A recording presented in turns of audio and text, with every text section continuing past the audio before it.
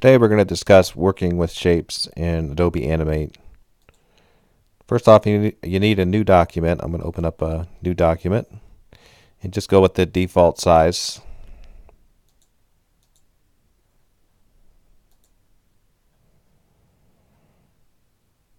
Number one, let's address the problem with just drawing a shape by itself. So this is the stroke and this is the fill.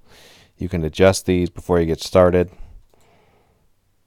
The color picker for both of them is the same, looks like this. You have all these colors to choose from. If you want a custom color, you can click right here and you'll see the color picker pop up. All your hues are right here. You can pick the hue and then you can actually pick the shade and the intensity or the saturation right over here.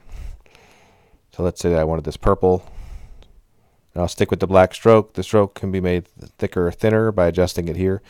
But here's the problem. If I were to draw two shapes, here's one and then here's two, they actually are cutting into one another. I'll get my black arrow, which is what we move shapes with, and I'm going to click once so you can see another problem you'll deal with. Click once, it'll just move the fill, and you'll see that it cut into the other shape and that it did not select the stroke. So when you're working with basic shapes, you have to double click the shape to move it, and you also probably don't want them to run into each other the way you're seeing this. So again, if you're moving the shape by itself, I pressed Control Z right there, by the way, to back up.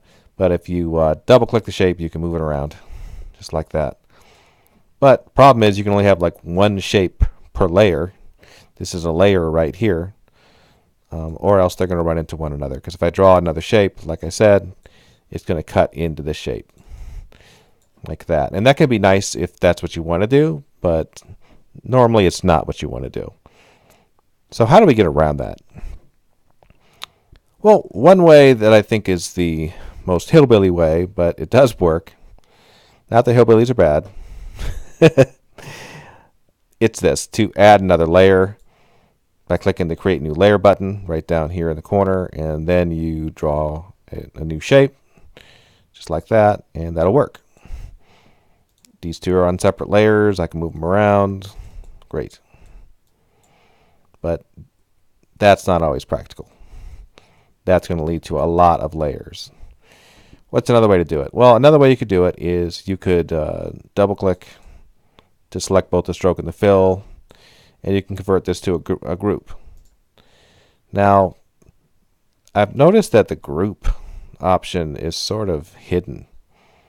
In fact, it's not easy to find the group option. It's under Modify here. Keyboard's acting weird. See where it says group? Well, click there if your computer's not acting crazy like mine, and then press Control G or go to Modify and Group, and you can make this a group. So if I draw something else, like an oval, we'll say, which this is also strange. It appears behind because shapes can't really be sorted, because they cut into one another. They can't be arranged. But if I want to double click and select it, I can make this into a group as well. Again, notice these guys are on the same layer. Sorry, I keep looking for a group in that menu and it's not there. But here we go. And if I want to arrange these, I can just right click and go to Arrange, and I could say, send this to the back. That's an option for arranging these. I rarely group things, okay? I'll group a whole bunch of things, but I rarely group things like one thing at a time. That kind of defeats the purpose of a group, which implies more than one thing.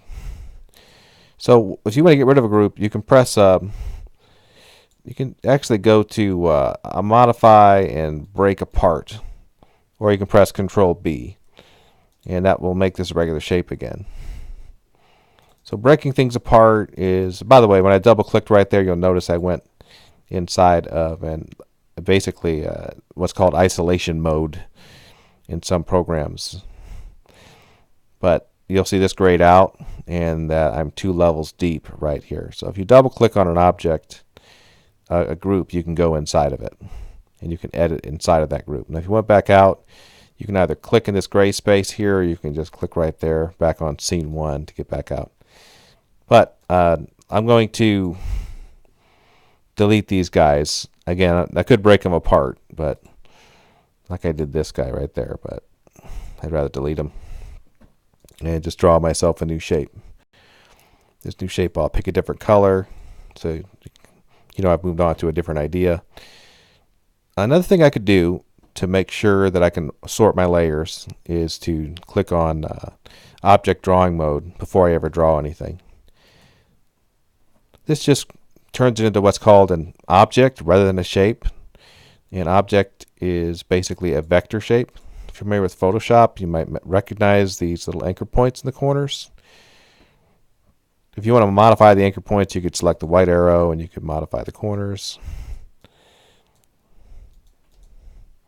You notice this shape actually, there's these shape options where you can hover over the side and you see that little curve, and you can make adjustments like this, which is not really the point of the exercise to show you this, but it's something I'm just mentioning the heck of it because it's fun.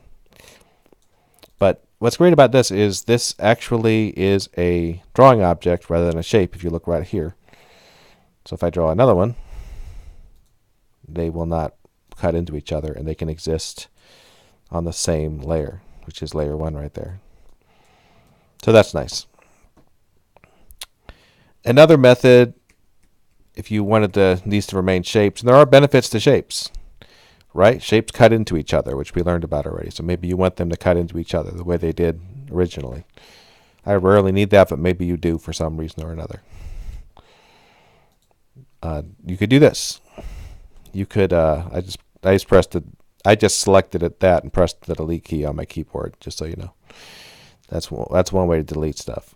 Probably the best way. But if I didn't have object drawing selected, I could go like this and double click to select both these. And at this stage, if I wanted to keep it a shape, and not put it inside of a group, I could save it as a symbol. And this is the last thing I'll say about organizing shapes. Converting them to symbols is the perfect way to organize shapes. When you convert it to a symbol, it'll ask you some questions. The name would matter if I had a bunch of these, but I'll skip the whole name talk for now. And there we go. It's a symbol. If I want to get inside of it, I just double click. And it's still a shape. I can edit the shape in here if I wanted to. In fact, if I wanted to, I could draw a marquee like this one across and then press the delete key and cut that piece out altogether. Hopefully you're kind of starting to see the appeal of these shapes. And I could back out, and there we have it. Double click on it again if I want to get rid of the black part. By the way, if you double click the stroke, you can delete it. Just the stroke by itself. I'm going to back out by pressing this arrow. There we go. And the cool thing about this is it's saved in a library right here. See? So symbols are saved in a library. So that doesn't happen with groups. Doesn't happen with regular shapes. Doesn't happen with object drawings. It only happens when you convert a object to a symbol. So this is a way you could organize things. I could even delete this. I'm pressing the delete key. If I wanted it back, just drag this back out again. That is called the symbol library. So when you right click and you convert something to a symbol, it gets saved in this library. So that's the basics of working with shapes and changing their color.